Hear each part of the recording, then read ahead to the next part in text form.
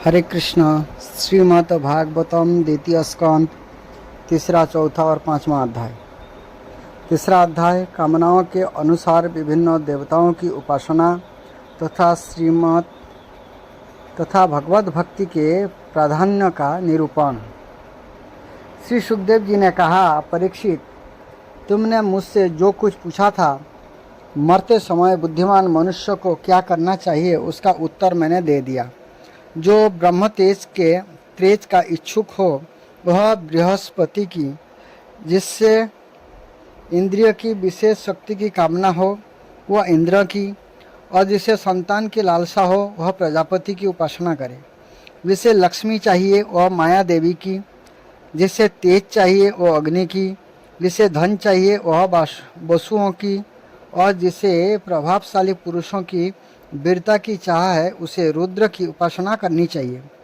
जिसे बहुत अन्न प्राप्त करने की इच्छा हो, वह अदिति का, जिसे स्वर्ग की कामना हो, वह अदिति के पुत्र देवताओं का, जिसे राज्य की अभिलाषा हो, वह विश्व देवों का, और जो प्रजा की अपने अनुकूल बनाने की इच्छा रखता हो, उसे साध देवताओं का आराधना करना चाहिए। आयु की इच्छा से अश्विनी कुमारों का, पुष्टि की इच्छा से पृथ्वी का, और प्रतिष्ठा की चाह हो तो लोक माता पृथ्वी और धौ अर्थात आकाश का सेवन करना चाहिए। सौंदर्य की चाह से गंधर्वों की, पत्नी की प्राप्ति के लिए उर्वशी अप्सरा की, और सबका स्वामी बनने के लिए ब्रह्मा की आराधना करनी चाहिए। जिसे जस की इच्छा हो, वह यज्ञ पुरुष की, जिसे खजाने की लालसा हो, वो वरुण की, विधा प्राप्त करने की आकांक्षा हो तो भगवान शंकर की, और पति पत्नी में परस्पर प्रेम बनाए रखने के लिए पार्वती जी की उपासना करनी चाहिए। धर्म उपार्जन करने के लिए विष्णु भगवान की, वंश परंपरा की रक्षा के लिए पितरों की, बाधाओं से बचने के लिए यक्षों की, और बलवान होने के लिए मरुदगण की आराधना करनी चाहिए। राज्य के लिए मनमंत्रों के अधिपति देवों को, अभिचार के लिए निरुति को, भोगों के लिए चंद्रमा को, और निष्कामता प्राप्त करने के लिए परम पुरुष नारायण को भजना चाहिए।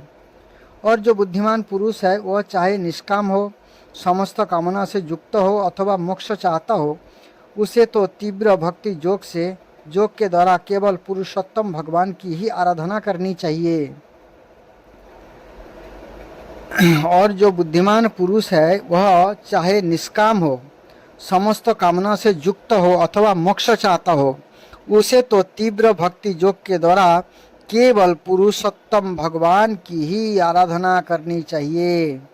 जितने भी उपासक हैं, उनका सबसे बड़ा हित इसी में है कि ये भगवान के प्रेमी भक्तों का संग करके भगवान में अविचल प्रेम प्राप्त करे। ऐसे पुरुष के सत्संग में जो भगवान की लीला कथाएं होती है, उनसे उस दुर्लभ ज्ञान की प्राप्ति होती है, जिससे संसार सागर की त्रिगुणमयी तरंगमालाओं के थापड़े शांत हो जाते हैं। हृदय शुद्ध होकर आनंद का अनुभव होने लगता है। इंद्रियों के विषय में आसक्ति नहीं रहती। कैवल्य मोक्ष का सर्वसम्मत मार्ग भक्ति योग प्राप्त हो जाता है। भगवान की ऐसी रसमयी कथाओं का चस्का लग जाने पर भला कौन ऐसा है जो उनमें प्रेम ना करे। इस प्रकार से जो है सर्वश्रेष्ठ क्या है, भक्ति है। इसलिए भगवान श्री कृष्ण की भक्ति ही करना चाहिए और जगह पे मन नहीं लगाना चाहिए। सनक जी ने कहा, सूत जी, राजा परीक्षित ने श्री सुखदेव जी की यह बात सुनकर उनसे और क्या पूछा। ये तो सर्वज्ञ होने के साथ मधुर वर्ण करने में भी बड़े निपुण थे। सूत जी, आप तो सब कुछ जानते हैं। हम लोग उनकी वह बातचीत बड़े प्रेम से सुनना चाहते हैं। आप कृपा करके अवश्य सुनाइए, क्योंकि संतों की सभा में ऐसे ही बातें होती है जिनका पर्यवसान भगवान की रसमय लीला कथा में ही होता है। पांडुनंदन महारथी राजा परीक्षित बड़े भगवत भक्त थे। बाल्यावस्था में खिलौनों से खेलते समय भी ये श्री कृष्ण का ही रस लेते थे। भगवान महर्षि सुखदेव जी भी जन्म से ही भगवत परायण है। ऐसे संतों के सत्संग में भगवान के मंगलमय गुणों की दिव्य चर्चा अवश्य ही हुई होगी। जिसका समय भगवान श्री कृष्ण के गुणों के गान अथवा श्रवण में व्यतीत हो रहा है, उसके अतिरिक्त सभी मनुष्य की आयु व्यर्थ की जा रही है। ये भगवान सूर्य प्रतिदिन अपने उदय और अस्त से उनकी आयु छीनते जा रहे हैं। क्या वृक्ष नहीं जीते? क्या लोहार की धकनी सांस नहीं लेते? गांव के अन्य पालतू पशु क्या मनुष्य पशु की ही तरह खाते पीते या मैथुन नहीं करते? जिसके कान में भगवान श्री कृष्ण के लीला कथा कभी नहीं पड़ी, यह नर पशु, कुत्ते, ग्राम सुअर, ऊँट और गधे से भी गया बीता है। सूत जी, जो मनुष्य भगवान श्री कृष्ण की कथा कभी नहीं सुनता, उसके कान बील के समान है, अर्थात जहाँ सांप रहता है। जो जीव भगवान की लीलाओं का गायन नहीं करती, यह मेढक की जीभ के समान टर करने वाली है, जो बरसात के समय सांप को बुलाती है, ये आओ मुझे खाओ। इसका तो ना रहना ही अच्छा है। जो सिर कभी भगवान श्री कृष्ण के चरणों में झुकता नहीं, वह रेशमी वस्त्र के सुसज्जित और मुकुट से युक्त होने पर भी बोझ मात्र ही है। जो हाथ भगवान की सेवा पूजा नहीं करते, ये सोने के कंगन से भूषित होने पर भी मुर्दे के हाथ है। जो आंखें भगवान की याद दिलाने वाली मूर्ति, तीर्थ, नदी आदि का दर्शन नहीं करती, ये मोर की आंखों में बने हुए आंखों के चिन्ह के समान निरर्थक है। मनुष्य के वे पैर चलने की शक्ति रखने पर भी ना चलने वाले पेड़ों जैसे ही है। जो भगवान की लीला स्थलियों की यात्रा नहीं करते, जिस मनुष्य ने भगवत प्रेमी संतान के चरणों की धूल कभी सिर पर नहीं चढ़ाई, वह जीता हुआ भी मुर्दा है। जिस मनुष्य ने भगवान के चरणों पर चढ़ी हुई तुलसी की सुगंध लेकर उसकी सराहना नहीं की, वह सांस लेता हुआ भी श्वास रोहित सब है। सूत जी, यह हृदय नहीं लोहा है, जो भगवान के मंगलमय नामों का श्रवण कीर्तन करने पर भी पिघलकर उन्हीं की ओर बह नहीं जाता। जिस समय हृदय पिघल जाता है, उस समय नेत्र में आंसू छलकने लगता है और शरीर का रोम रोम खिल उठता है। प्रिय सूत जी, आपकी वाणी हमारे हृदय को मधुरता से भर देती है। इसलिए भगवान के परम भक्त आत्मविधा विशारद श्री सूत जी ने परीक्षित के सुंदर प्रश्न करने पर जो कुछ कहा, यह संवाद आप कृपा करके हम लोगों को सुनाइए। चौथा अध्याय, राजा का सृष्टि विषयक प्रश्न और सुखदेव जी का कथा प्रारंभ। सूत जी कहते हैं, सनक जी के वचन भगवत तत्व का निश्चय कराने वाले थे। उत्तरानंदन राजा परीक्षित ने उन्हें सुनकर अपनी शुद्ध बुद्धि भगवान श्री कृष्ण के चरणों में अनन्य भाव से समर्पित कर दी। शरीर, पत्नी, पुत्र, महल, पशु, धन, भाई, बंधु और निष्कंटक राज्यों में नित्य के अभ्यास के कारण उनकी दृढ़ ममता हो गई थी। एक क्षण में ही उन्होंने इस ममता का त्याग कर दिया।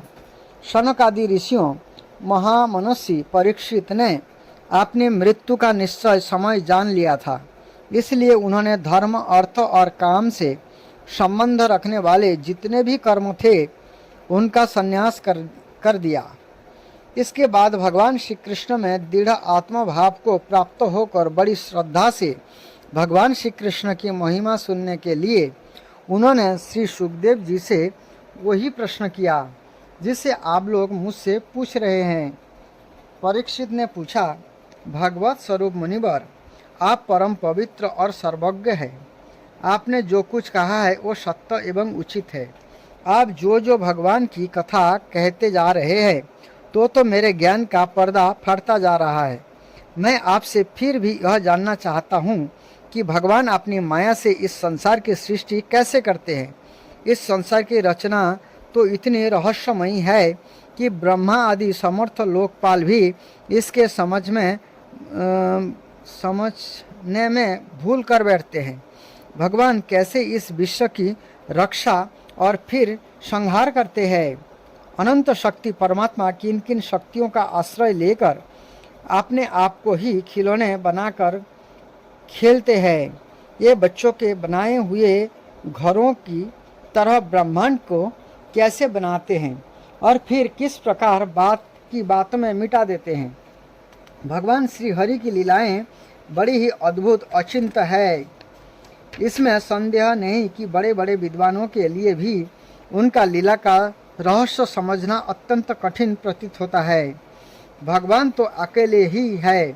ये बहुत से कर्म करने के लिए पुरुष रूप से प्रकृति के विभिन्न गुणों को एक साथ ही धारण करते हैं अथवा अनेकों अवतार ग्रहण करके उन्हें क्रमशः धारण करते हैं। मुनिवर, आप वेद और ब्रह्म तत्व दोनों के पूर्ण मर्मज्ञ हैं, इसलिए मेरे इस संदेह का निवारण कीजिए। सूत जी कहते हैं, जब राजा परीक्षित ने भगवान के गुणों का वर्णन करने के लिए उनसे इस प्रकार प्रार्थना की, तब श्री सुखदेव जी ने भगवान श्री कृष्ण का बारंबार स्मरण करके अपना प्रवचन प्रारंभ किया। श्री सुखदेव जी ने कहा, उन पुरुषोत्तम भगवान के चरण कमलों में मेरे कोटि कोटि प्रणाम है, जो संसार की उत्पत्ति, स्थिति और प्रलय की लीला करने के लिए सत्य, रजत तथा तम गुण रूपी तीन शक्तियों को स्वीकार कर ब्रह्मा, विष्णु और शंकर का रूप धारण करते हैं, जो समस्त चौर अचौर प्राणियों के हृदय में अंतर्जामी रूप से विराजमान है, जिनका स्वरूप और उसकी उपलब्धि का मार्ग बुद्धि के विषय नहीं है, जो स्वयं अनंत है तथा जिनकी महिमा भी अनंत है। हम पुनः बार बार उनके चरणों में नमस्कार करते हैं, जो सत्पुरुषों का दुख मिटाकर उन्हें अपने प्रेम का दान करते हैं, दुष्टों की संहार बढ़ती रोककर उन्हें मुक्ति देते हैं तथा जो लोग परमहंस आश्रम में स्थित है उन्हें उनकी भी अभिष्ट वस्तुओं का दान करते हैं। चर अचर समस्त प्राणी उन्हीं का मूर्ति है, इसलिए किसी से भी उनका पक्षपात नहीं है। बड़े ही भक्त वत्सल है और हठपूर्वक भक्तिहीन साधन करने वाले लोग उनकी छाया भी नहीं छू सकते, जिनके समान भी किसी का ऐश्वर्य नहीं है, फिर उससे अधिक तो हो ही कैसे सकता है। तथा ऐसे ऐश्वर्य से युक्त होकर जो निरंतर ब्रह्मस्वरूप आपने धाम में विहार करते रहते हैं, उन भगवान श्री कृष्ण को मैं बारंबार नमस्कार करता हूँ, जिनका कीर्तन, स्मरण, दर्शन, वंदन, श्रवण और पूजन जीवों के पापों के तत्काल नष्ट कर देता है। उन पुण्य कीर्ति भगवान श्री कृष्ण को बार बार नमस्कार है। विवेकी पुरुष जिनके चरण कमलों की शरण लेकर अपने हृदय में इस लोक और परलोक की आसक्ति निकाल डालते हैं और बिना किसी परिश्रम के ही ब्रह्मपद को प्राप्त कर लेते हैं, उन मंगलमय कीर्ति वाले भगवान श्री कृष्ण को अनेक बार नमस्कार है। बड़े बड़े तपस्वी, दानी, यशस्वी, मनुष्य, सदाचारी और मंत्रवेत्ता जब तक अपनी साधनाओं का तथा अपने आप को अनेक चरणों में समर्पित नहीं कर देते, तब तक उन्हें कल्याण की प्राप्ति नहीं होती। जिनके प्रति आत्मसमर्पण की ऐसी महिमा है, उन कल्याणमयी कीर्ति वाले भगवान को बार बार नमस्कार है। किरात, हून, अंध्र, पुलिंद, पुलस्स, आभिर, कंक, जवन और खस आदि नीच जातियां तथा दूसरे पापी जिनके शरणागत भक्तों की शरण ग्रहण करने से ही पवित्र हो जाते हैं, उन सर्वशक्तिमान भगवान को बार बार नमस्कार है। यही भगवान ज्ञानियों के आत्मा है, भक्तों के स्वामी है, कर्मकांडियों के लिए वेद मूर्ति है, धार्मिकों के लिए धर्म मूर्ति है और तपस्वियों के लिए तप स्वरूप है। ब्रह्मा, शंकर आदि बड़े बड़े देवता भी अपने शुद्ध हृदय से उनके स्वरूप का चिंतन करते और आश्चर्यचकित होकर देखते रहते हैं। ये मुझ पर अपने अनुग्रह की प्रसाद की वर्षा करे, जो समस्त संपत्तियों की स्वामिनी लक्ष्मी देवी के पति है, समस्त यज्ञों के भोक्ता एवं फलदाता है, प्रजा के रक्षक है, सबके अंतर्जामी और समस्त लोकों के पालन करता है तथा पृथ्वी देवता के स्वामी है, जिन्होंने जदुवंश में प्रकट होकर अंधक, वृष्णि एवं जदुवंश के लोगों को रक्षा की है तथा जो उन लोगों के एकमात्र आश्रय रहे हैं। ये भक्त वत्सल संत जनों के सर्वस्व श्री कृष्ण मुझ पर प्रसन्न हो। विद्वान पुरुष जिनके चरण कमलों के चिंतन रूप समाधि से शुद्ध हुई बुद्धि के द्वारा आत्म तत्व का साक्षात्कार करते हैं तथा उनके दर्शन के अनंतर अपनी अपनी मति और रुचि के अनुसार जिनके स्वरूप का वर्णन करते रहते हैं, ये प्रेम और मुक्ति के लुटाने वाले भगवान श्री कृष्ण मुझ पर प्रसन्न हो, जिन्होंने सृष्टि के समय ब्रह्मा के हृदय में पूर्व कल्प की स्मृति जागृत करने के लिए ज्ञान की अधिष्ठात्री देवी को प्रेरित किया और ये अपने अंगों के सहित वेदों के रूप में उनके मुख से प्रकट हुई। ये ज्ञान के मूल कारण भगवान मुझ पर कृपा करे, मेरे हृदय में प्रकट हो। भगवान ही पंच महाभूतों से उन शरीरों का निर्माण करके इनमें जीव रूप से शयन करते हैं और 5 ज्ञानेंद्रिय, 5 कर्मेंद्रिय, 5 प्राण और 1 मन इन 16 कलाओं से युक्त होकर इनके द्वारा 16 विषयों का भोग करते हैं। ये सर्वभूतमय भगवान मेरी वाणी को अपने गुणों से अलंकृत कर दे। संत पुरुष जिनके मुख कमल से मकरंद के समान झरती हुई ज्ञानमयी सुधा का पान करते रहते हैं, उन वासुदेव अवतार सर्वज्ञ भगवान व्यास के चरणों में मेरा बार बार नमस्कार है। परीक्षित, वेद गर्भ शंभु ब्रह्मा ने नारद के प्रश्न करने पर वही बात कहे थे जिसका स्वयं भगवान नारायण ने उन्हें उपदेश किया था और वही मैं तुमसे कह रहा हूँ। 5वां अध्याय, सृष्टि का वर्णन। नारद जी ने पूछा, पिताजी, आप केवल मेरे ही नहीं सबके पिता, समस्त देवताओं से श्रेष्ठ एवं सृष्टिकर्ता है। आपको मेरा प्रणाम है। आप मुझे यह ज्ञान दीजिए जिससे आत्म तत्व का साक्षात्कार हो जाता है। पिताजी, इस संसार का क्या लक्ष्य है? इसका आधार क्या है? इसका निर्माण किसने किया है? इसका प्रलय किसमें होता है? वह किसके अधीन है और वास्तव में वह है क्या वस्तु? आप इसका तत्व बतलाइए। आप तो वह सब कुछ जानते हैं, क्योंकि जो कुछ हुआ है, हो रहा है या होगा, इसके स्वामी आप ही है। यह सारा संसार हथेली पर रखे हुए आंवले के समान आपकी ज्ञान दृष्टि के अंतर्गत ही है। पिताजी, आपको यह ज्ञान कहाँ से मिला? आप किसके आधार पर ठहरे हुए हैं? आपका स्वामी कौन है और आपका स्वरूप क्या है? आप अकेले ही अपने माया से पंचभूतों के द्वारा प्राणियों की सृष्टि कर लेते हैं। कितना अद्भुत है!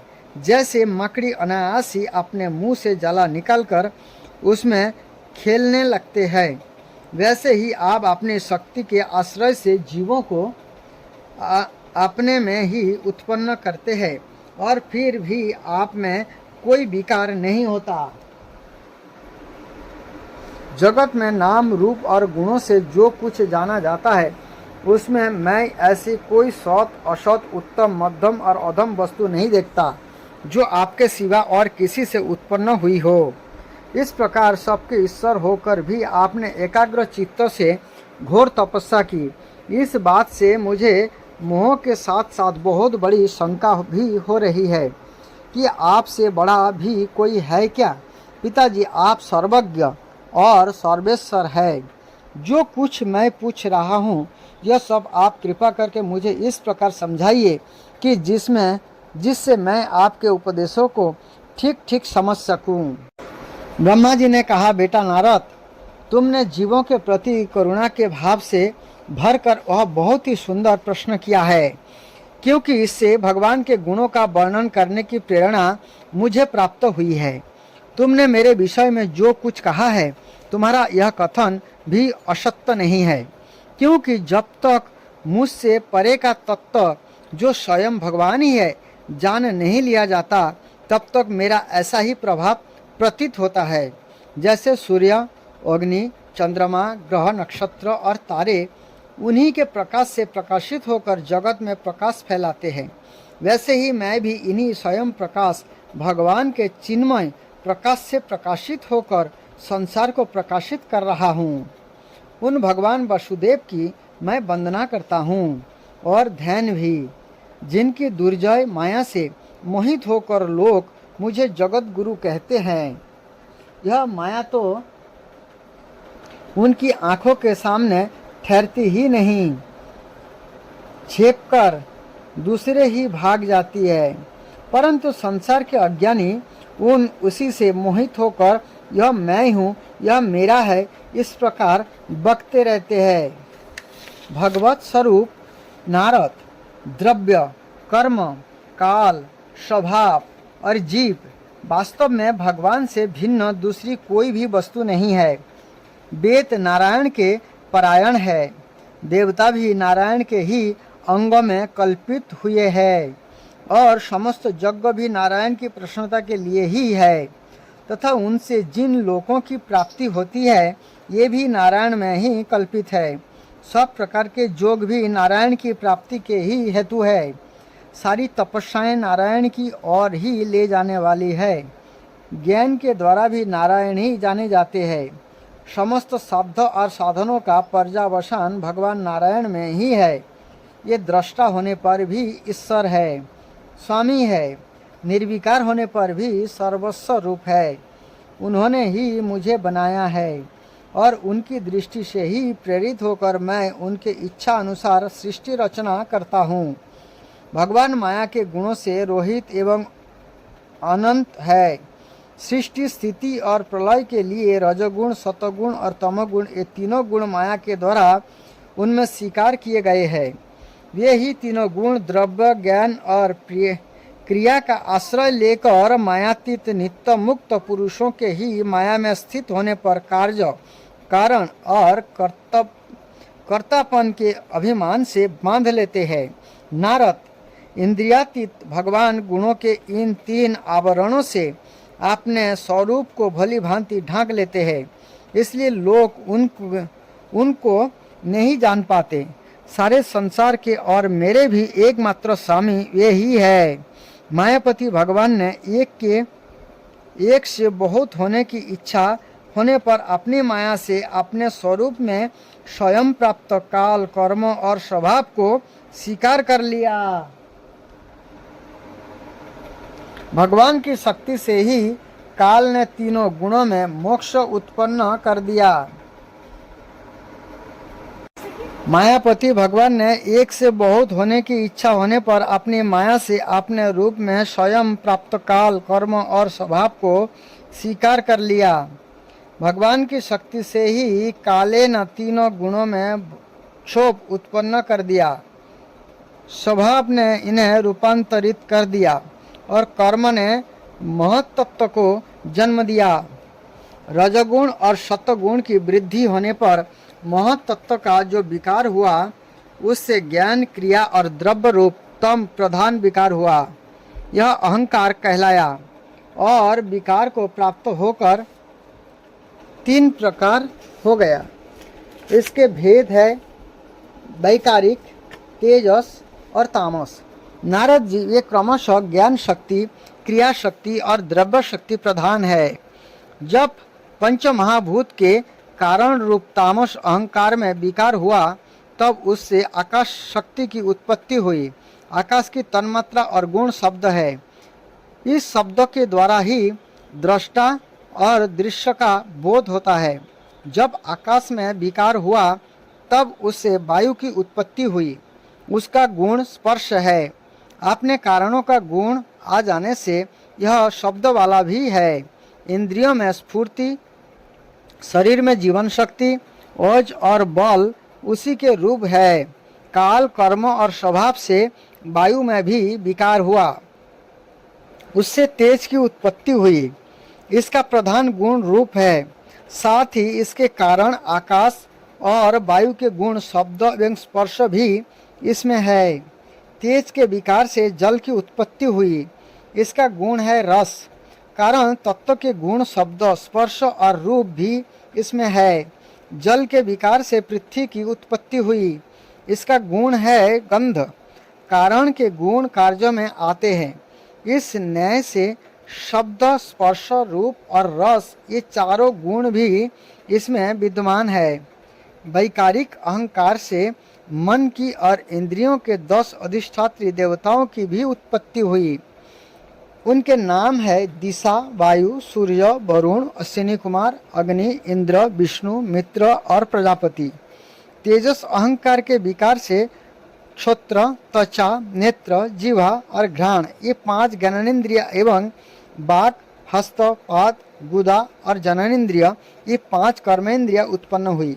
साथ ही ज्ञान शक्ति रूप बुद्धि और क्रिया शक्ति रूप प्राण भी तेजस अहंकार से ही उत्पन्न हुए। श्रेष्ठ ब्रह्मविद, जिस समय ये पंचभूत इंद्रियां, मन और सत्व आदि तीनों गुण परस्पर संगठित नहीं थे, तब आपने रहने के लिए भोगों के साधन रूप शरीर की रचना नहीं कर सके। जब भगवान ने इन्हें अपनी शक्ति से प्रेरित किया, तब ये तत्व परस्पर एक दूसरे के साथ मिल गए और उन्होंने आपस में कार्य कारण भाव स्वीकार करके व्यष्टि समष्टि रूप पिंड और ब्रह्मांड दोनों की रचना की। वह ब्रह्मांड रूप अंडा 1 सहस्त्र वर्ष तक निर्जीव रूप से जल में कीड़ा पड़ा रहा। फिर काल, कर्मों और स्वभाव को स्वीकार करने वाले भगवान ने उसे जीवित कर दिया। इस अंडे को फोड़कर उसमें से वही विराट पुरुष निकला, जिसकी जंघा, चरण, भुजाएं, नेत्र, मुख और सिर सहस्त्रों की संख्या में है। विद्वान पुरुष उपासना के लिए उसी के आग में समस्त लोक और उनमें रहने वाली वस्तुओं की कल्पना करते हैं। उसकी कमर से नीचे के अंगों में 7 पाताल की और उसके पेट से ऊपर के अंग में 7 स्वर्ग की कल्पना की जाती है। ब्राह्मण इस विराट पुरुष का मुख है, भुजाएं क्षत्रिय है, जंघों से वैश्य और पैरों से शूद्र उत्पन्न हुए हैं। पैरों से लेकर कोटि पर्यंत 7 पाताल है। 7 पाताल तथा भूलोक की कल्पना की गई है। नाभि में भूलोक की, हृदय में स्वर्गलोक की और परमात्मा के वक्ष स्थल में मोहरलोक की कल्पना की गई है। इसके गले में जनलोक, दोनों स्तनों में तपलोक और मस्तक में ब्रह्मा का नित्य निवास स्थान सत्यलोक है। इस विराट पुरुष की कमर में अतल, जंघों में वितल, घुटनों में पवित्र सूतल लोक और जंघा में तलातल की कल्पना की गई है। एड़ी के ऊपर की अंगूठे में महातल, पंजे और एड़ियों में रसातल और तालुओं में पाताल समझना चाहिए। इस प्रकार विराट पुरुष स्वर्गलोकमय है। विराट भगवान अंग में इस प्रकार भी लोकों की कल्पना की जाती है कि उनके चरणों में पृथ्वी है, नाभि में भूलोक है और सिर में स्वर्गलोक है। इस प्रकार से विराट पुरुष का वर्णन है। जो भौतिक प्रकृति है ये विराट पुरुष का ही रूप है। आगे और विस्तारित वर्णन होगा। अब सुनिए। हरे कृष्ण।